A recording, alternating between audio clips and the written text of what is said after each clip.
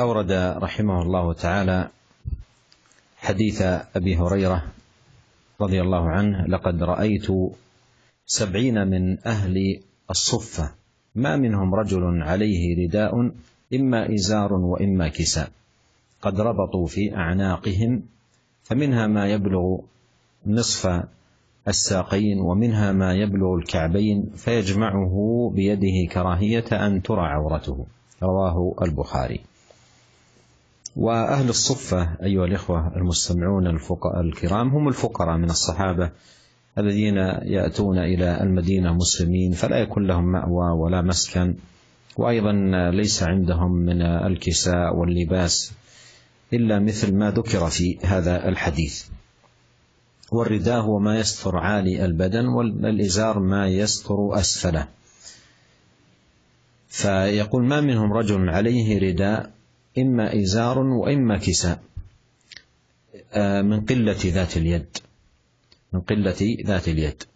وهذه حالهم لقلة ذات اليد في ذلك الوقت، وليس معنى ذلك أن الإنسان يشرع له أن يلبس على هذه الصفة وإن كان قد وسع الله عليه في المال، ليس هذا هو المراد ولا المقصود.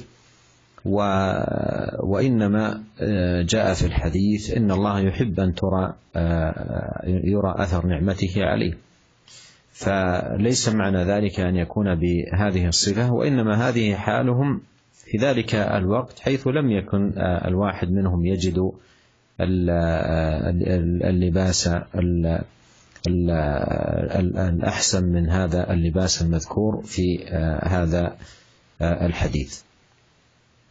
وأيضا هذا يفيد هوان الدنيا، لأن هؤلاء خيار من خيار أمة محمد صلى الله عليه وسلم وكانوا على هذه الصفة، فهذا مما يدل على هوان الدنيا عند الله تبارك وتعالى، وأن العبد لا ينبغي أن يعلق قلبه بهذه الحياة الدنيا بحيث تكون هي غاية مقصوده ونهاية علمه وتمام مطلوبه، فليحذر من أن يكون بهذه الصفة، وليقرأ مثل هذه الأمثلة التي تقلل من شأن الدنيا ومكانتها وتبين له هوانها وحقارتها. ونسأل الله جل في علاه أن ينفعنا وإياكم بما علمنا، وأن يزيدنا علما، وأن يصلح لنا شأننا كله، وأن لا يكلنا إلى أنفسنا طرفة عين، إنه سميع قريب مجيب. Kemudian para pendengar yang rahmati Allah Subhanahu wa taala, diriwayatkan juga dari Abu Hurairah radhiyallahu ta'ala anhu, beliau berkata, laqad ra'aitu 70 min ahli suffah. Saya telah melihat 70 orang para penghuni suffah, ya. Ma minhum rajulun alaihi rida imma izar. Tidak seorang pun dari mereka yang memiliki rida. Kita dahulu bahwasanya di antara pakaian yang digunakan oleh para sahabat adalah rida dan izar. Izar adalah semacam sarung yang digunakan di bawah. Ya, adapun rida yaitu semacam selendang atau sarung yang diletakkan di atas, yaitu pakaian untuk menutup bagian atas tubuh. Adapun izar adalah kain yang digunakan untuk menutup bagian bawah tubuh. Imma izar wa imma kisa. Kalau enggak sarung, ada kain yang digunakan untuk menutup bagian bawah tubuh. Qad rabatu fi anaqihim. Mereka para ahli suffah tidak memiliki rida, tidak memiliki kain untuk menutup bagian atas tubuh mereka. Jadi mereka hanya punya selembar kain, bukan 2 lembar kain yang digunakan untuk menutup atas dan selembar untuk menutup bawah. Akan tapi mereka cuma memiliki selembar kain. Akhirnya apa? Selembar kain tersebut mereka ikatkan ke leher mereka. Faminha ma yablughu nisfas saqain. Tatkala mereka ikatkan di leher mereka, akhirnya kain tersebut ada yang menutup bagian tubuh mereka sampai di tengah betis mereka. Wa minha ma yablughul ka'bain. Dan di antaranya ada yang kainnya sampai menutup ke mata kaki mereka, ya, fa yajma'uhu biyadihi karahiyata an tura auratuhu. Maka karena kain yang sempit atau yang sedikit tersebut, mereka berusaha untuk menutup, ya, kain tersebut dengan kedua tangannya agar tidak nampak auratnya. Hadis ini diriwayatkan oleh Al-Imam Al-Bukhari dalam sahihnya.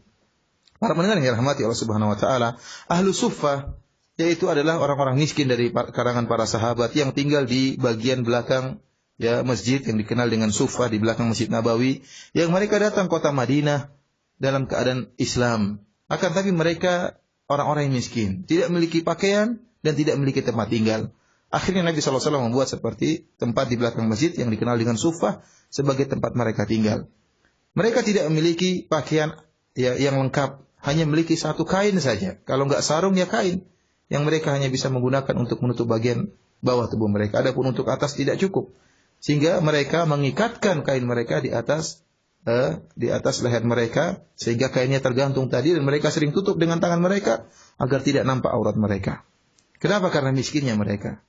Ya. Dan inilah kondisi mereka tatkala itu. Akan tapi bukan maksud dari hadis ini seorang berpakaian seperti mereka tatkala seorang kemudian memiliki kenikmatan anugerah yang Allah berikan kepada dia, kemudian dia sengaja untuk pakai pakaian seperti model ini dengan alasan ahlu suffah dahulu menggunakan pakaian seperti ini. Ini salah pemahaman. Ya, karena Nabi SAW menjelaskan bahwasanya jika Allah Subhanahu wa taala yang memberikan kenikmatan kepada seorang hamba, falyura atharuh, maka hendaknya tunjukkan nikmat Allah tersebut kepada dirinya. Jangan sampai dia sudah kaya raya kemudian sengaja pakai pakaian yang seperti ini. Tentunya tidak. Akan tapi mereka pakai pakaian seperti ini karena memang mereka tidak memiliki apa-apa. Hadis ini juga menunjukkan tentang hinanya dunia. Lihatlah bagaimana mereka ahlu suffah. Mereka adalah para sahabat yang sangat mulia. Kalau dunia itu tinggi nilainya di sisi Allah, maka Allah akan berikan kepada orang-orang paling mulia dari hamba-hamba Allah. Akan tapi ternyata mereka hamba-hamba Allah yang mulia, namun mereka memiliki sedikit dunia. Bahkan pakaian yang mereka gunakan sangat tidak cukup seperti itu. Oleh karenanya seorang hamba janganlah mengikatkan hatinya dengan dunia. Ya, dan jangan mengikatkan inti dari cita-citanya adalah untuk dunia. Dunia ini hanyalah perantara untuk mengantarkan kita kepada akhirat. Oleh karenanya seorang yang hatinya terikat dengan dunia, terpikat dengan dunia, tertawan dengan dunia, maka hendaknya dia membaca hadis-hadis seperti ini. Perumpamaan-perumpamaan yang dibuat oleh Nabi SAW agar dia sadar akan hinanya dan rendahnya dunia. Demikian saja para pendengar yang dirahmati oleh Allah Subhanahu wa taala, kajian kita pada kesempatan kali ini. Mudah-mudahan Allah mengizinkan kita untuk melanjutkannya pada kajian berikutnya. Demikian saja, wabillahi taufiq wal hidayah. Assalamualaikum warahmatullahi wabarakatuh.